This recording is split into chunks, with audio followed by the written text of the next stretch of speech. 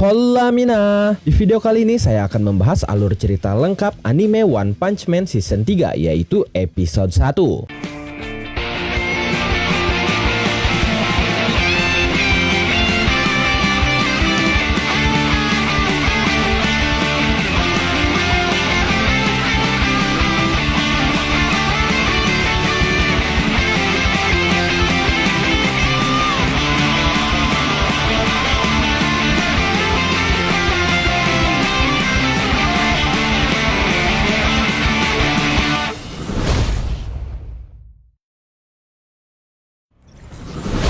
Setelah Garo dibawa kabur dan Tetua Lipan dikalahkan Saitama, Asosiasi Pahlawan mengadakan pertemuan. Mereka awalnya mengira kota akan hancur, tapi justru Tetua Lipanlah yang hancur berkeping-keping hingga tak tersisa. Mereka tidak mempercayainya dan merasa beruntung King berada di pihak mereka. Mereka pun membicarakan tentang misi menghabisi Garo, sang pemburu pahlawan yang gagal dilakukan Silver Fang. Asosiasi Pahlawan khawatir Garo akan mulai memburu pahlawan lagi. Mereka tidak bisa mentolerir perbuatan Garo. Lalu Shiki mengatakan bahwa mereka harus menganggap Garo sebagai monster dan bukan lagi sebagai manusia. Level bahaya Garo pun harus dinaikkan menjadi level naga saat dia mulai beraksi nanti. Shiki tidak mengira Silver Fang akan gagal menghabisi Garo, padahal dia sangat mempercayainya. Tapi Silver Fang sudah memberikan luka fatal pada Garo, jadi masih ada sisi positifnya. Sehingga pihak Asosiasi Monster seharusnya sudah tidak bisa mengandalkan Garo sebagai pasukan tempur mereka. Setelah itu Asosiasi Pahlawan mulai membicarakan tentang Blast. Ada yang mempertanyakan kenapa Blast tidak pernah muncul,